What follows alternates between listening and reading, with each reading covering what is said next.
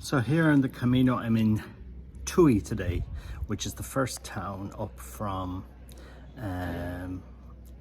the Portuguese the Camino on the Spanish side. So we left Valencia, crossed the bridge, and arrived here to Tui. Had mass yesterday evening, and in Valencia, the same mass today in here in Tui, one in Spanish and one in Portuguese, one in Spanish, and the same readings. And I suppose the readings kind of, hitting on your mind because you're listening to the same readings twice. Readings of mission, of making the message known.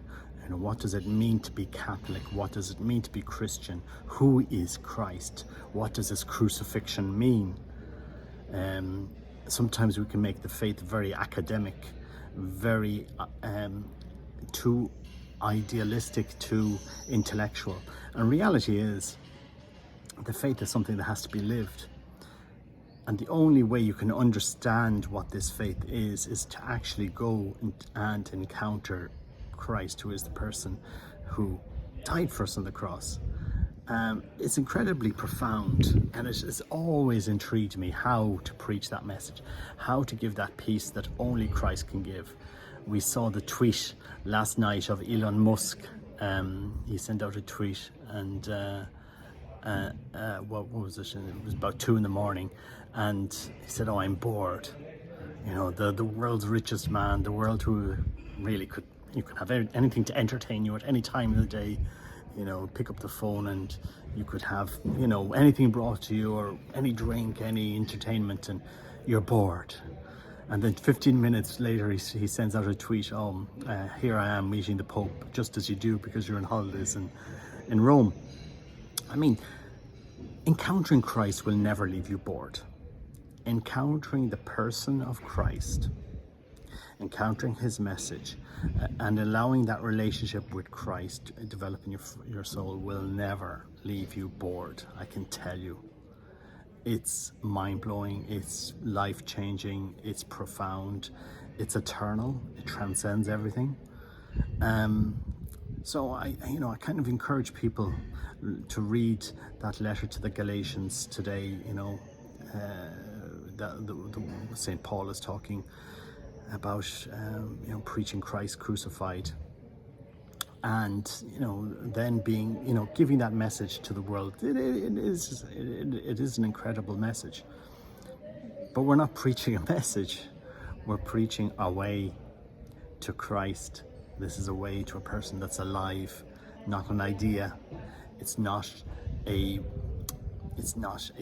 program, or a self-help program. It's to encounter Christ, this man who died for us on the cross. And so I think it's a great challenge for us, for every generation. How do we do this in this time?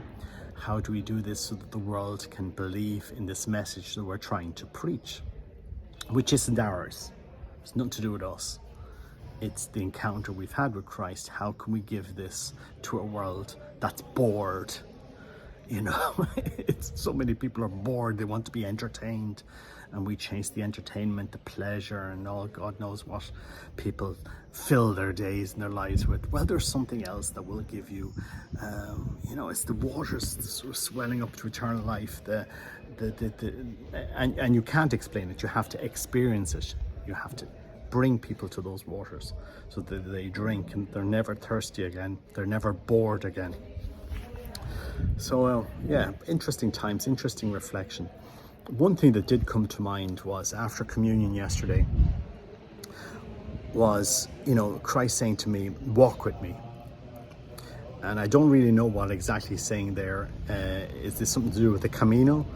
But I suppose I do think life is lived better when you walk with Christ, physically walk with him. Let him transform your interior. Walk with Christ. I'm kind of sad sometimes. Us Catholics, we don't walk together. Oftentimes we're fighting over this, or we're fighting. Those of us that do believe, I'm guilty of that sometimes. I saw somebody post a video of some young people in Medjugorje and saying, "Oh, look, the traditional person posted a video of Medjugorje. Look at these charismatics in Medjugorje. It's just a fake apparition, and so on and so forth. I've never been to Medjugorje, I don't know, but I do know many people that have had life-changing experiences in Medjugorje, that they have found it great help to them. And I've the same as I've known people who have had life-changing experiences going to traditional Latin Mass. You know, I think we should encourage people to walk with Christ, to encounter Christ, open doors, you know, walk towards him in the Eucharist. The Eucharist is the Eucharist. Christ is there. And we need to encounter him as he is, and let our souls be transformed with that encounter. And understand, you know, many people will experience Christ in different ways, in different forms. The same Christ, but they will come to him at different moments by different means. You know, the church is very big. You know, if how somebody would experience that Christ in their faith in the Malabar Syriac church, it might be different to how it's in the Greek Catholic Church or something like that. You know, it's a very mysterious way how we preach and how we show Christ to the world. It's quite profound. But what is failing in the world, what is failing in the Catholic Church, is we don't do anything. We have them closed up in churches that are like this one here behind me, the Cathedral of Tui. People will come to visit. Oh, beautiful! Let's go around, do the tour. But they won't go to the Blessed Sacrament Chapel, make a genuflection, encounter the person for whom this church was built. Imagine, this church was built for to offer the sacrifice of the Mass so that people could encounter Christ. You know, we have to be new evangelizers in this world, and it has to come from our heart. It has to be poor. We have to be poor. It has to be pure of intention. We have to give this joy with a level of poverty that, you know, that people understand. We're trying to give it with sincerity. We're not looking for anything in return. I don't need anything from anybody. Don't need money. I just need you to encounter Christ and let your life be transformed by Christ, and then you will see the beauty of this faith. I mean, it's profoundly beautiful, the encounter with Christ. And once you have that encounter with Christ, you will feel the urge to call to action to give that to others.